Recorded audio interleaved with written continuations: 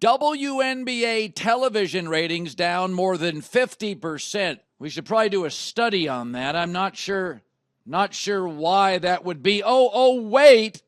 Since Caitlynclark's injury. The WNBA is feeling really bad right now, and it's hard to watch. All-Star Game tickets just got way cheaper. They dropped by half without Caitlynclark. They went from $140 down to $64 in just one night. The basketball league thought they could do fine without their most popular player. But then something really tough happened that showed them they were wrong. This is really, really bad for them. But before we talk about this big money problem, tell me what you think in the comments. Are you shocked that tickets got so much cheaper without Caitlynclark? Or did you think this would happen way before it did? They were selling for $140. I wouldn't pay $140 to watch the NBA All-Star Game. Hell, I wouldn't pay 140 pesos to watch the annual embarrassment in the NBA. Much less paying $140 to watch a product that almost resembles basketball.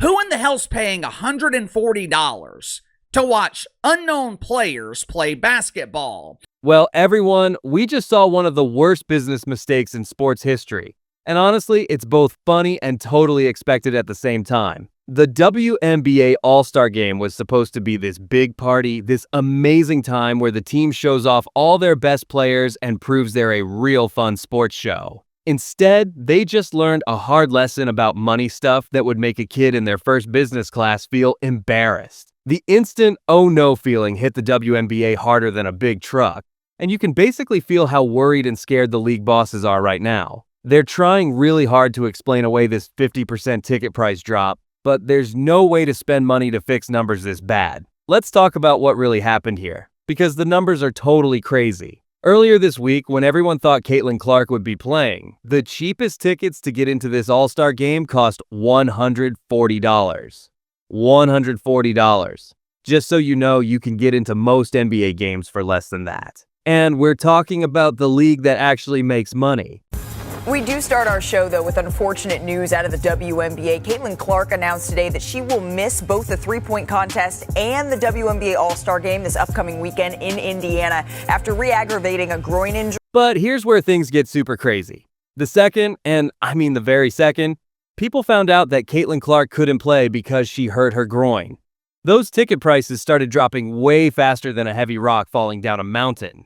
I'll tell you who. No one. Unsurprisingly, once it was announced that Caitlynclark would be missing the festivities, once it was announced that the only star would be skipping the All-Star Game, ticket prices immediately fell into the pooper, and they have been circling the drain ever since, trying desperately. Now we're talking about tickets getting 50% cheaper. Pretty much overnight, tickets that cost $140 suddenly became $64. That's not a little change. That's not normal price changes.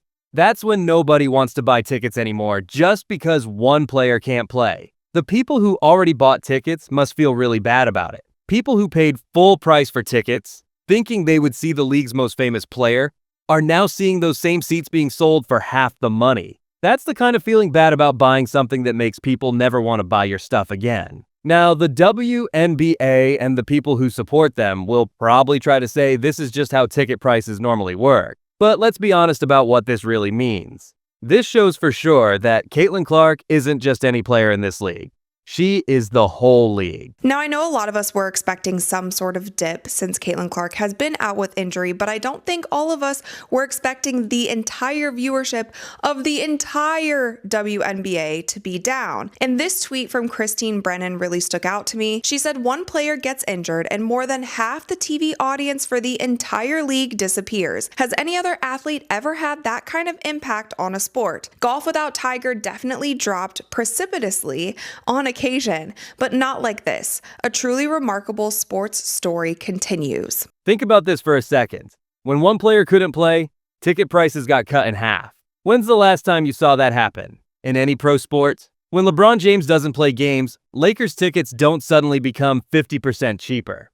When Steph Curry gets hurt, Warriors tickets don't crash overnight. But in the WNBA, it looks like one player is so important that without her, the whole thing loses half its value right away. That's not what a healthy league with lots of stars looks like. That's what a league that depends completely on one person looks like. The really funny part is how the league has been trying to tell everyone that they're bigger than any one player. Kathy Engelbert and other bosses keep talking about how the WNBA is a team effort, how it's about all the talented women, how fans should like the whole league. Well, the market just gave them a reality check. That must hurt worse than any mean comments they've ever gotten. The market, which is the most honest way to judge value, just told them that without Caitlin Clark, their product is worth exactly half of what it is with her. The instant regret from league bosses must be eating them alive right now. They've spent months letting rough play happen to Caitlin, letting refs not call fouls when she gets picked on.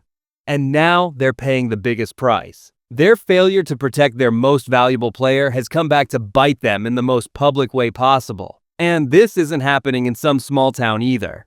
This All-Star game is in Indianapolis, which should be a friendly crowd for anything Caitlin Clark related. If her not being there can cause this kind of price crash in Indianapolis, imagine what would happen in places that don't have any connection to her. The empty seats at the skills challenge and three-point contest were just the preview of what's coming. When you can get into professional basketball events for $64 and there are still empty seats you can see, that tells you everything you need to know about how much people really want to go. The mental impact on other players has to be really bad. Imagine being Angel Reese or Aja Wilson and watching ticket prices crash 50% because you're not considered a big enough star to keep the value up. That's gotta mess with your head and make you feel bad about your worth in the league. But here's what makes this even worse for the WNBA. The timing couldn't be worse. They're right in the middle of contract talks, trying to convince everyone that their players deserve huge salary increases and that the league is doing great. Angel Reese and other players have been out there saying the league's contract offers are disrespectful and demanding million-dollar salaries. They've been talking about how they understand business and money stuff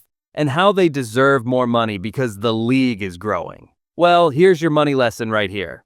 When your whole product's value can get cut in half because one player is gone, that's not real growth. That's not a sign of a league that can afford to pay everyone like superstars. The instant regret from players who thought they had more power in these contract talks must be hitting hard. You can't demand superstar money when the market just proved that only one person in your league actually makes money move. The WNBA has been losing money for 20 years. 20 years of losses, 20 years of getting help from the NBA just to keep going. And now, when they finally had some good momentum thanks to Caitlin Clark, this ticket situation just showed how weak that momentum really is. Let's talk about the real numbers here, because they're crazy. The league gets $15 million directly from the NBA every year just to exist. They get another $200 million in TV deals that the NBA basically forces networks to accept as part of their NBA packages. Last year, even with all of Caitlin Clark's popularity and more people watching, the WNBA still managed to lose $50 million. $50 million with record attendance, record TV ratings, record merchandise sales, and they still couldn't make money. So when players like Natasha Cloud get up there talking about how they understand business stuff and deserve 50% of league money like NBA players get, it shows they don't really understand the situation they're in. NBA players get 50% of money because they're making that money.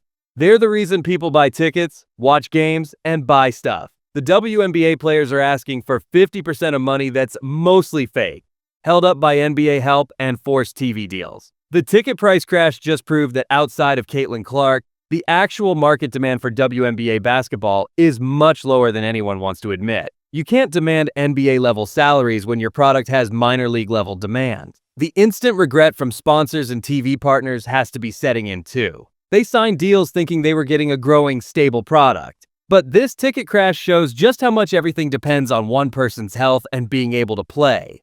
And this is where the contract talks get really interesting. NBA players think they have power because of the unrivaled league offering them other ways to make money. They think they can play tough because they have somewhere else to go. But if the All-Star game, which is supposed to be the big show of the year, can't keep ticket prices up without one player, what does that say about the league's long-term future? What happens when Caitlin Clark eventually stops playing?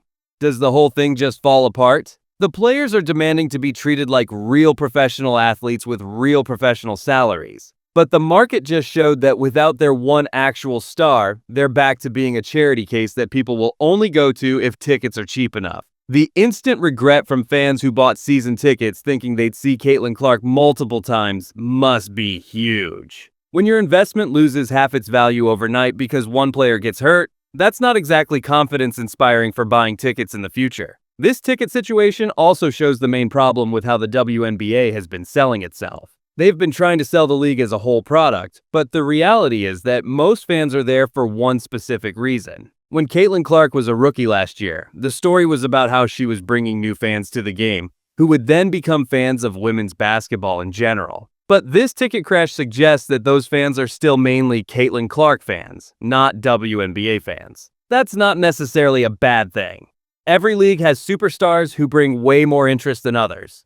But the WNBA seems to be pretending they don't know just how much they depend on her. Specifically, the attendance and viewership numbers from previous years support this too. Before Caitlin Clark, WNBA games were struggling to get 5,000 people in the stands.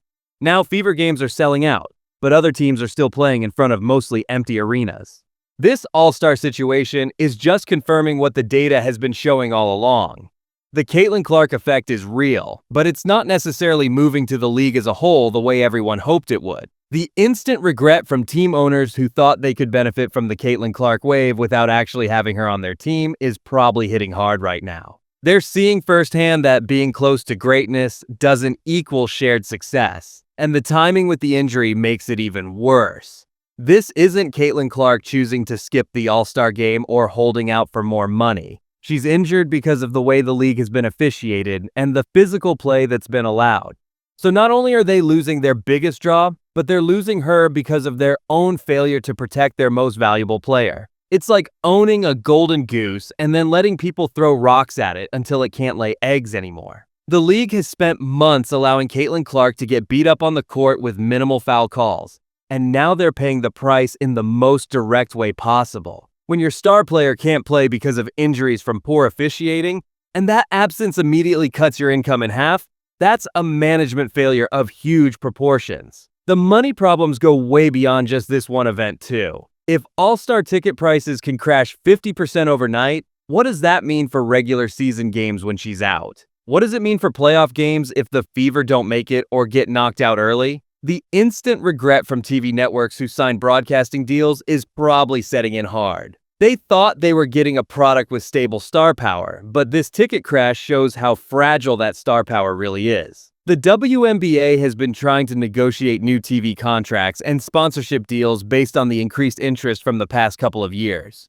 But if that interest depends this much on one player being available, it makes those deals much riskier for networks and sponsors. Imagine being a company that just signed a multi-million-dollar sponsorship deal with the WNBA, and then you see this kind of immediate market reaction to one player not being there. That's gotta make you question whether you're getting what you paid for. The worldwide implications are interesting too. The WNBA has been trying to expand globally and position itself as a top women's basketball league around the world. But if your top showcase event loses half its value because one American player can't play, that doesn't exactly scream worldwide appeal. The comparison to other pro sports leagues is stark. When Tom Brady retired, NFL ticket prices didn't crash. When Tiger Woods had his problems, golf tournament attendance dropped, but not by 50% overnight. When Michael Jordan retired the first time, NBA ticket prices changed, but didn't collapse. This level of depending on a single player is unprecedented in modern pro sports, and it's not sustainable long term.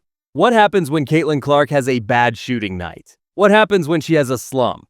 What happens when she gets older and isn't quite as good? The instant regret from young players who thought they were part of a rising wave is probably overwhelming. They're realizing that their success depends entirely on one person's performance and health, which is not exactly a stable foundation for a career. The league has put itself in an incredibly weak position by becoming so dependent on one player, and this ticket situation just exposed that weakness in the most public way possible. The media coverage has been trying to downplay this, talking about how it's still a sellout and how ticket prices dropping is good for fans, but that's missing the point entirely. The point is that pro sports leagues aren't supposed to have their value go up and down 50% based on one player being available. The fact that tickets are now affordable is nice for fans, but it's terrible for the business model that the WNBA is trying to build.